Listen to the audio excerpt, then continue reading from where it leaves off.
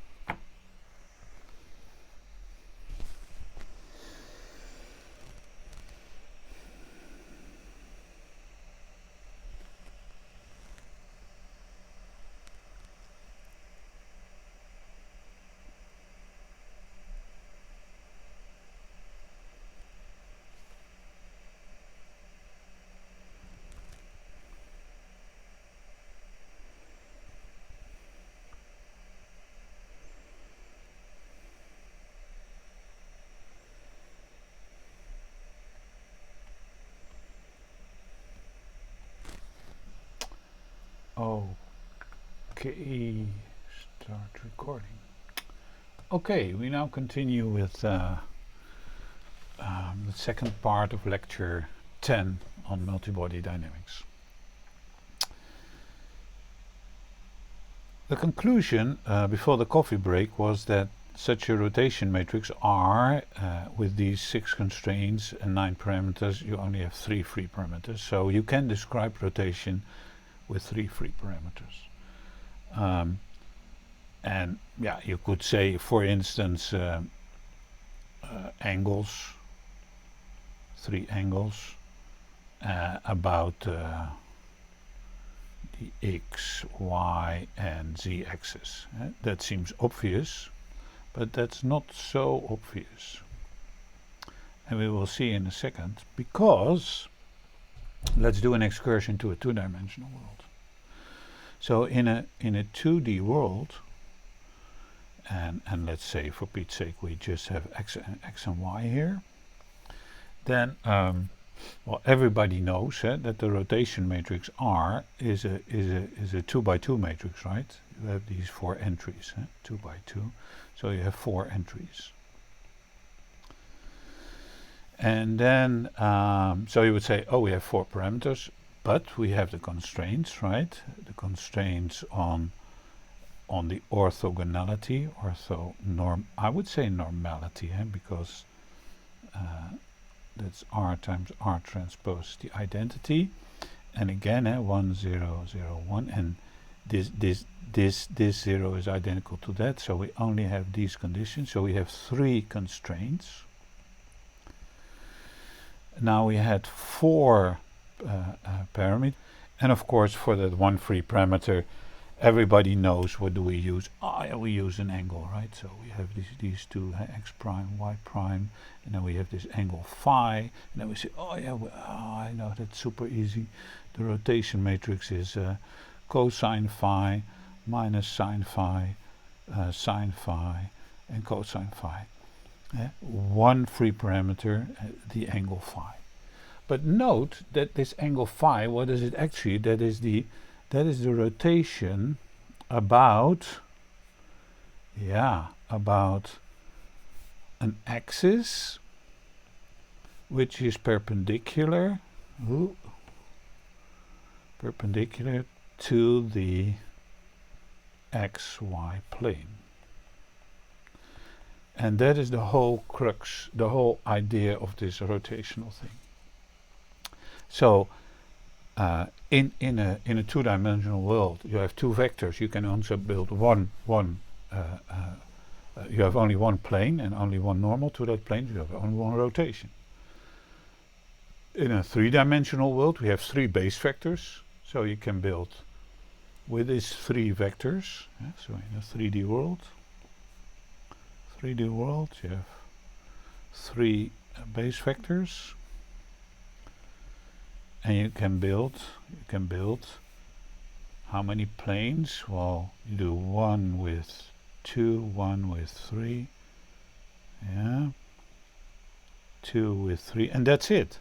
So you can build 3 planes. Or in other words, you have then 3 free parameters for rotation. Yeah. So in the three-dimensional world, one 3 is not the other 3. That sounds a bit strange, but the two 3s are not identical 3s. Now, how do we see that? Well, let's go to a 4-dimensional world. So a 4-dimensional world. How does the math go? Well, then we have 4 base vectors, right? Base vectors.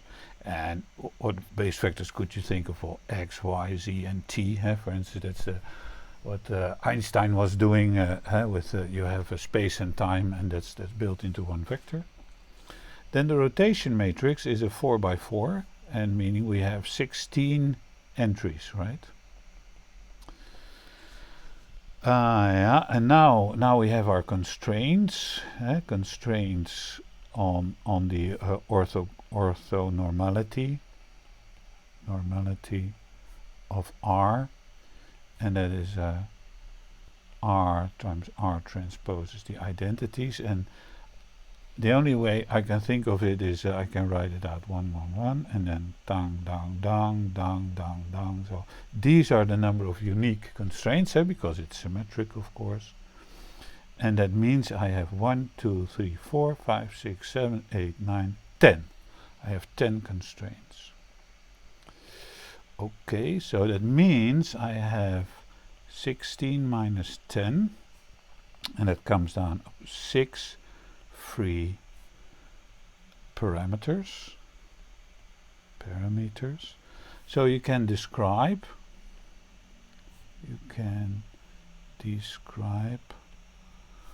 rotation in a 4-dimensional world. And not with 4 parameters, but with 6 unique parameters.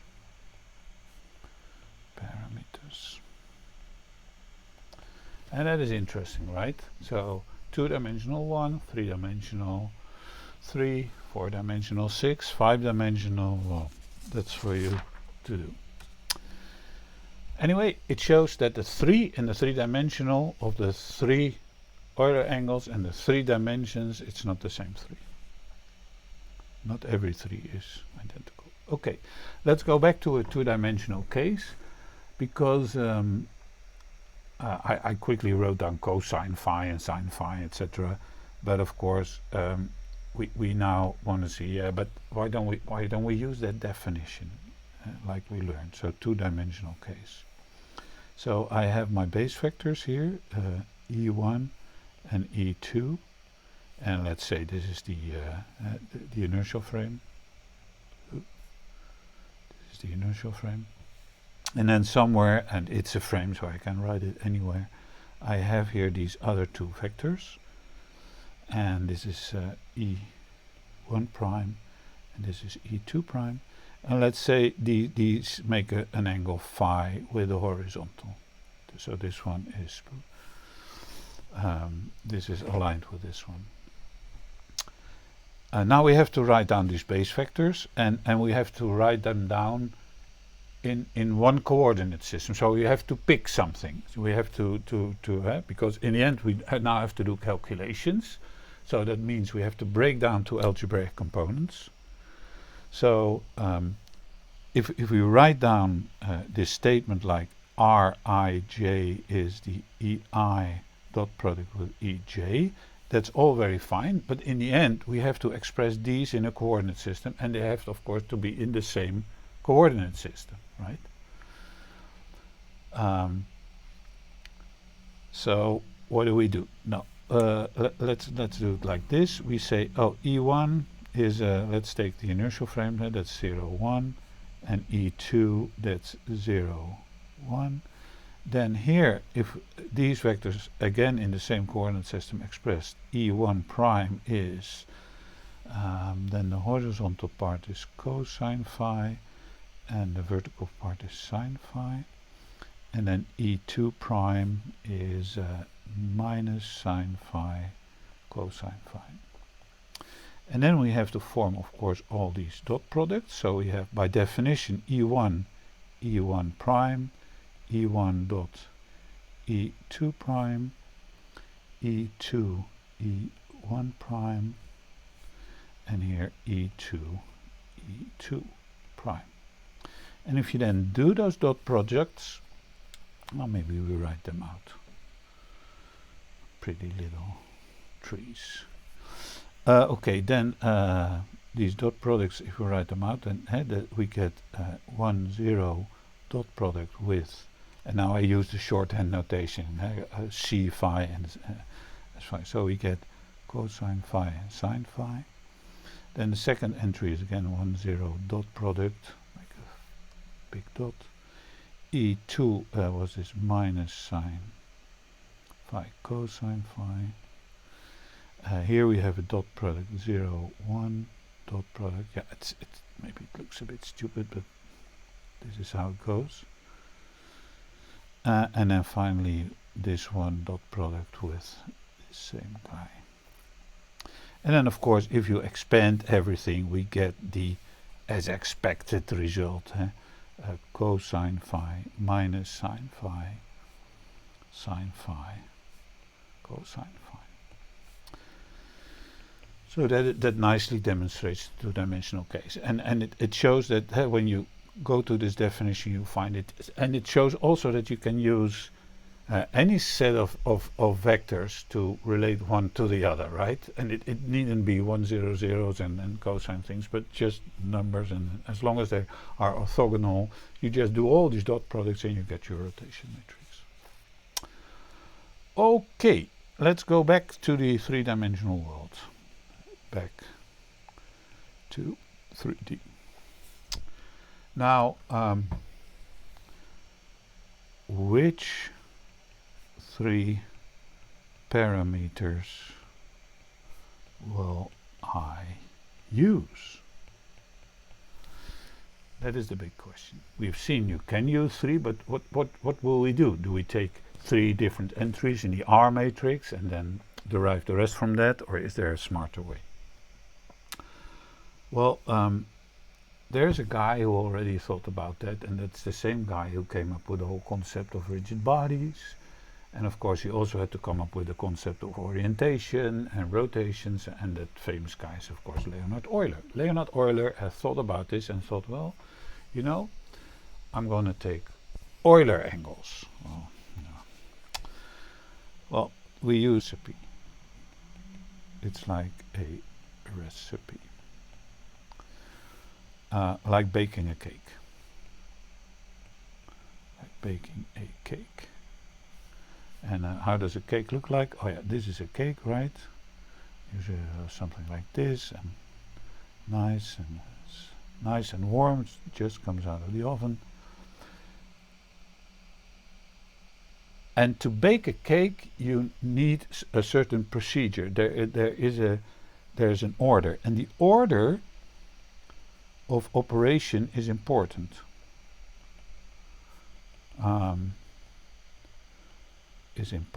Now, what do I mean with that? Well, you could say, well, what do you need? You have ingredients, right? So you need flour, you have sugar, and you have butter, and then you need an oven, and you need gas, and you need a springform.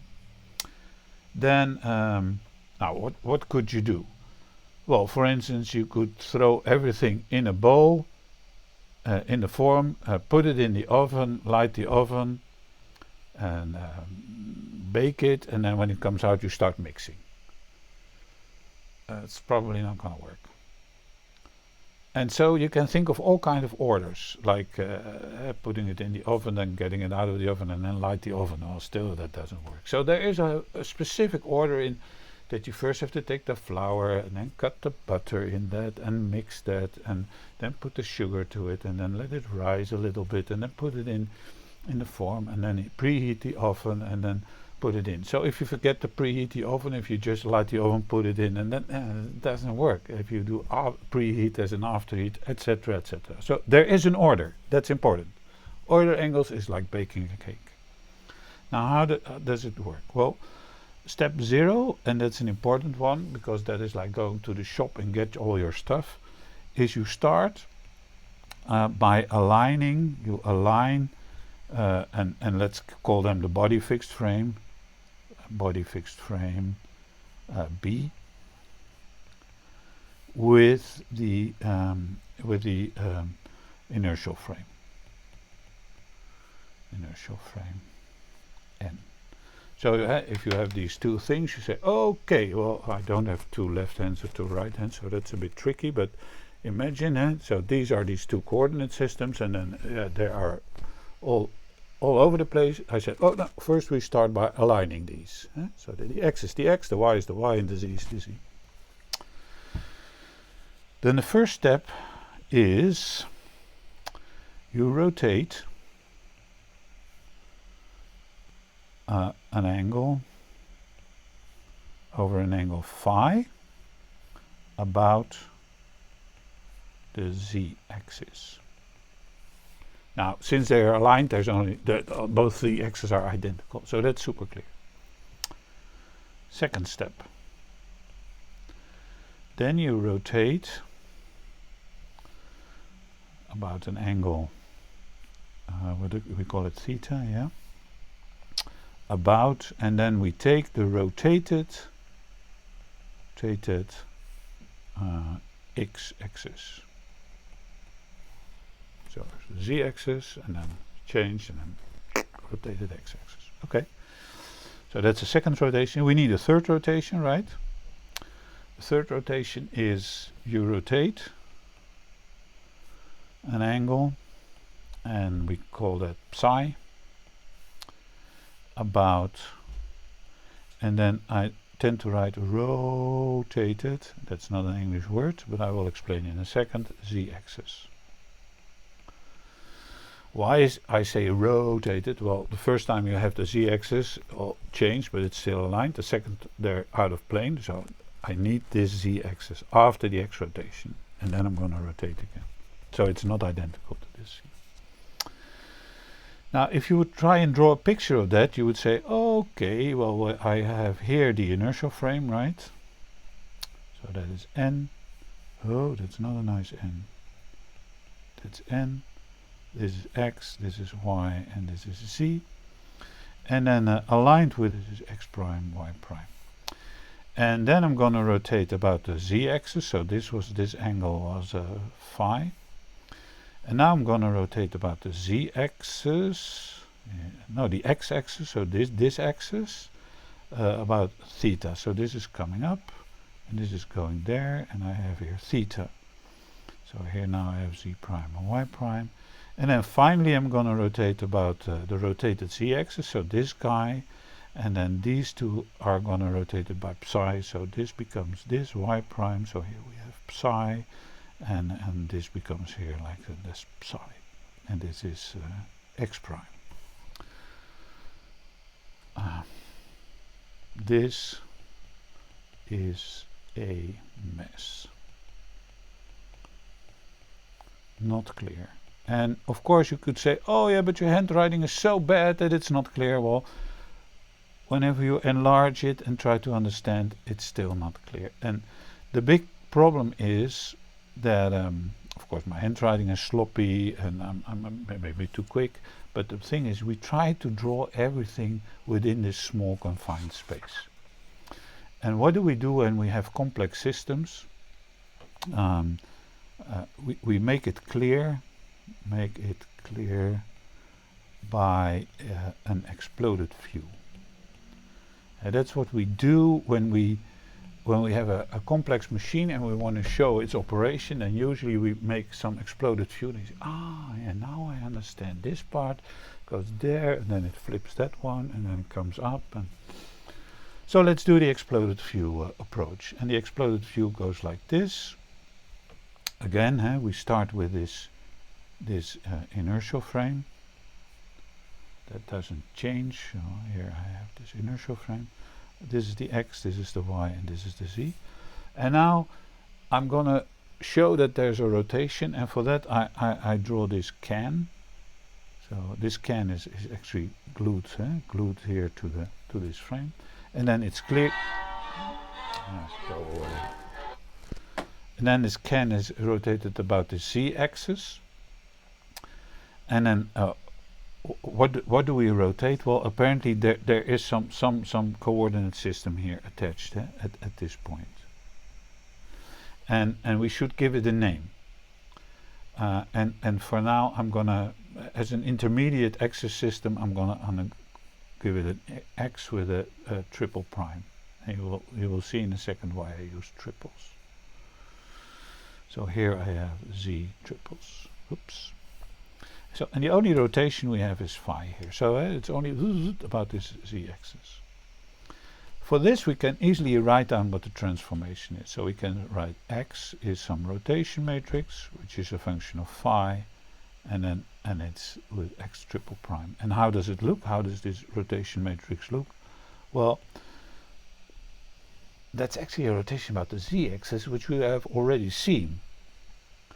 That's the cosine phi minus sine phi, sine phi, and cosine phi. And what about the other things? Well, the z-axis does not play a role. It does not play a role in getting the final x values. And how do we get the z value? Well, that's just the z value. So that should be that first rotation.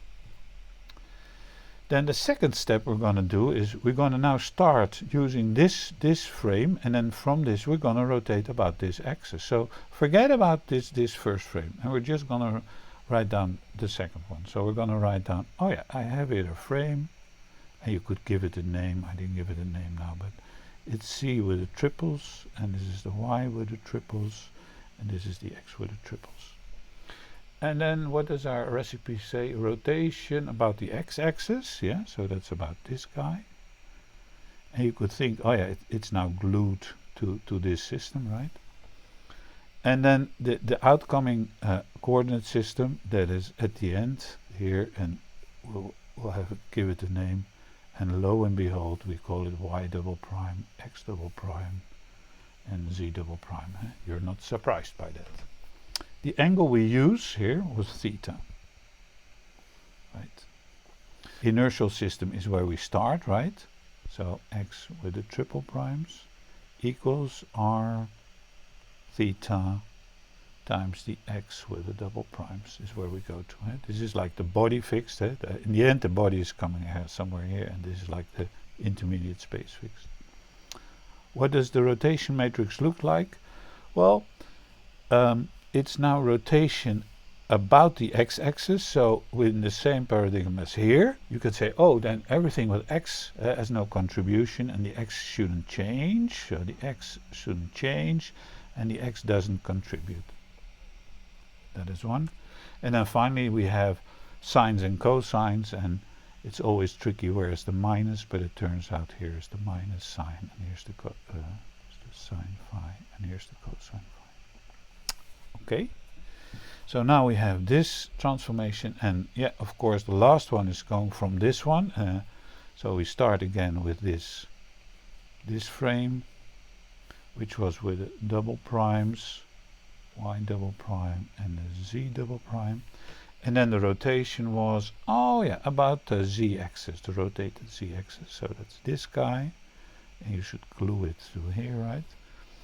And then we have a coordinate system here, which we will call, as will not be a surprise, x prime, y prime, and z prime. The angle which we use is psi.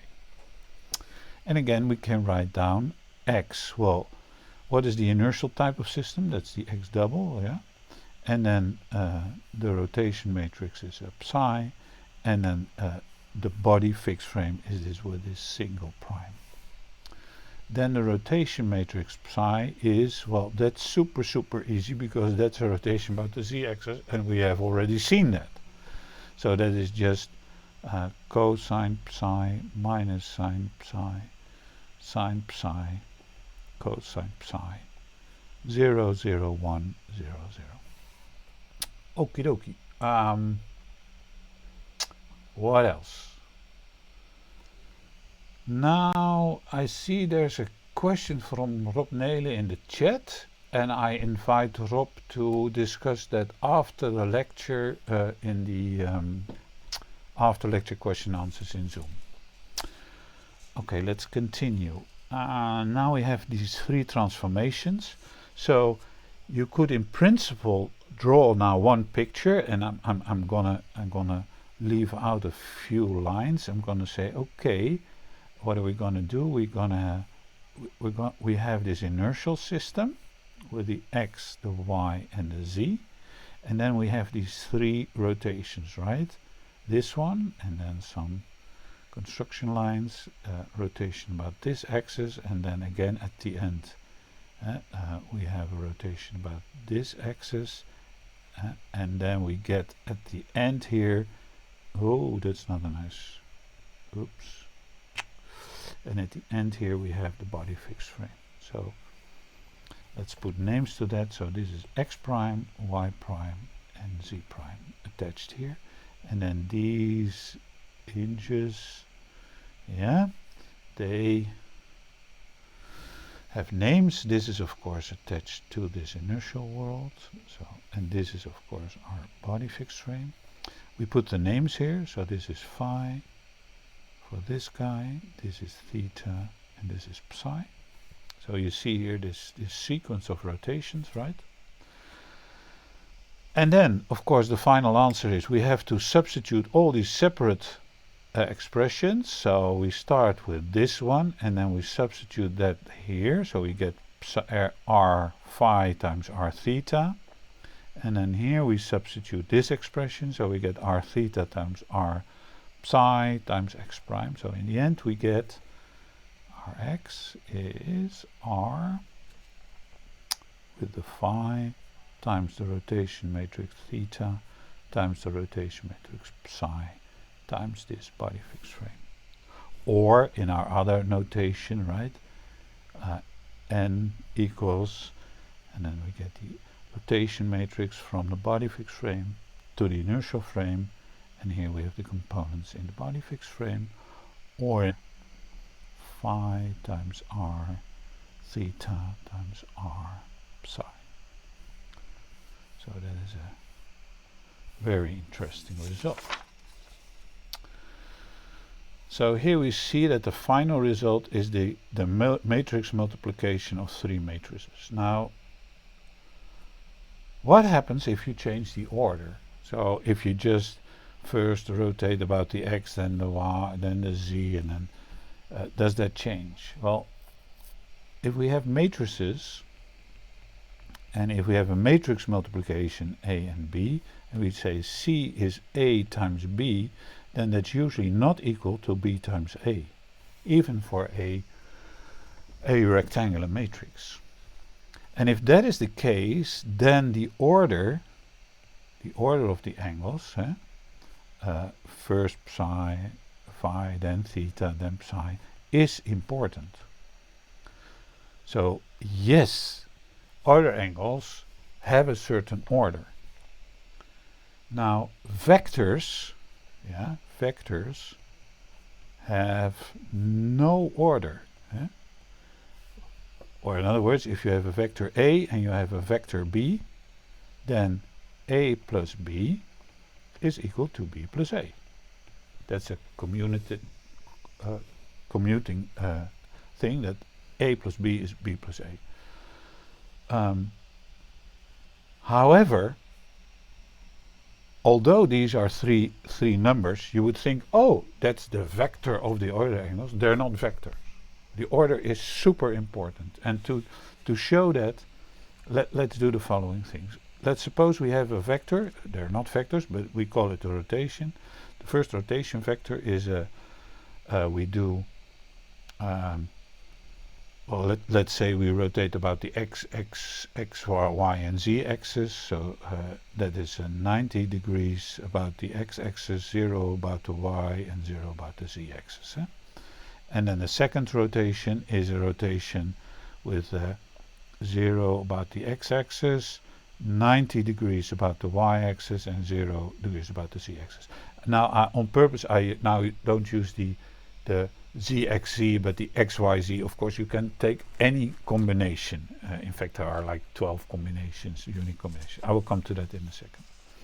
But let's suppose we have these two things. So then the rotational system I have is simply, if this is X, Y, and Z, then my first angle will be over the X, my second angle will be over the Y, and the third angle will be over the Z. As you can see, and then here we have our based, our body fixed frame with Z prime, Y prime, and X prime. And this was our inertial frame. As you can see, this picture clearly shows how you get from one to the other. And then we could give them names like alpha, beta, or gamma. So this would then be alpha, this would then be beta, and this would be gamma. That's just another set of Euler angles. I think they're called roll, pitch, and yaw, or whatever. Well, in the book it's all very clear, and I cannot remember those things. But now, let's do an experiment. And we take the book. I take a random book, like this, out of my cupboard. And now we have to decide what coordinate system is there in the book. Well, if this is the book, and I keep it for me such that I can read it, then I would say this is the X. So maybe I draw an X on it, right? So I say, okay, this is X, right?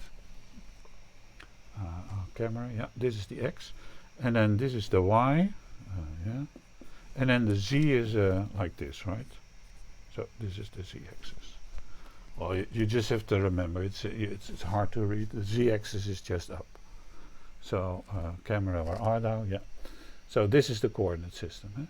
X forward, Y lateral, and Z up. Okay. What was the rule for Euler angles? Align it with the inertial frame. So let's say the inertial frame, X forward, Y lateral, Z up. And then the first rotation we have to do is a rotation about the X-axis 90 degrees orientation, right? Can you remember it? Well, the video will remember it. Maybe I have to write it down. So R1 plus R2, and the result is the book is like this. And what is the front? How's the bicycle? The bicycle is like this. And here we have blah, blah, blah, blah. So this is the book. Oh, it should really be a bike, right? Oh. Well, anyway, so that's the bike. Okay, now we do R2 plus R1. So we change the order. R2 plus R1. So again, start with baking a cake, get all your stuff, align everything like this. Then R2 is 90 degrees about the y-axis, so bang, that's good. And then 90 degrees about the x-axis, that's here, that's like that. Oops, that's a different orientation. Now the book suddenly is it upside down? Yes, even upside down. Like this, where you see here advanced dynamics, from the bottom, advanced dynamics, it's written in that direction. Anyway, the book is like this. And now here we see the bike. Ergo, R1 plus R2 is not equal to R2 plus R1, or in other words, Euler angles are not vectors. And that is a very important statement, that the three Euler angles are not vectors. So they do not have vector quantities. You cannot add them up like vectors.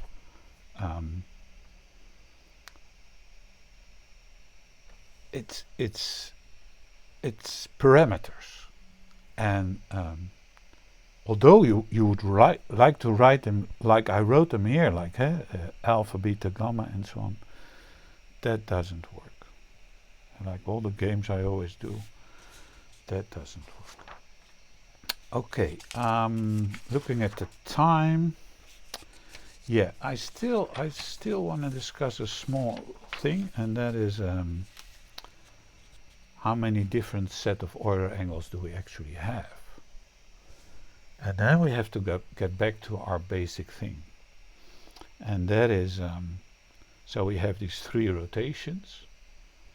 And you could say we have these 3 axes, or we have these 3 planes which we built with our 3 axes. And then how can you combine those? So let's just start tinkering around. So how many different types of Euler angles are there? Angles are there? That is the big question. Well, let's start, right? If we have this xy coordinate system, x, y, z, then you could say, well, the first one I do about the x-axis. So the first, I can do the x-axis. Then the second, I can do either the y-axis or the z-axis. I cannot do the x-axis again, because then 2 in series, then that doesn't really help, right? So I have to branch. I either do y or z. And then again, if I have as a second axis, let's pick this branch, the z. So the second is the z-axis. If I pick this one, then I cannot, of course, pick as a second one the z-axis. I still have 2 choices here. And that is the x-axis or the y-axis. And likewise here I also have 2 choices, right? The x is no-go. The x is a go, but the y is no-go, the x and the z. Now I choose as an so I have 1, 2, 3, 4, so I end up with 4, and I have that 3 times. So 3 times 4, I have 12 different unique Euler sets of Euler angles. Euler angles. And these Euler angles have all different names. And in the book, I think on the back, we have a nice illustration on that. I'll show that here. Look it up. They are sometimes called yaw, pitch, and roll, and then it's Z. What is it? ZYX. ZYX is yaw, pitch, roll. Then what else do we have?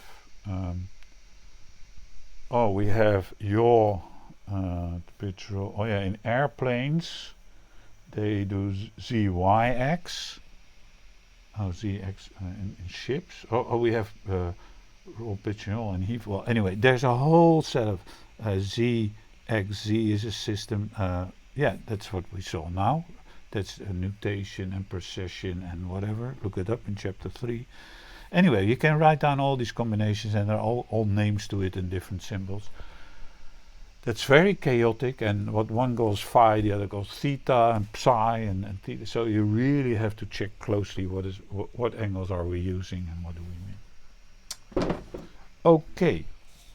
That about the Euler angles next week.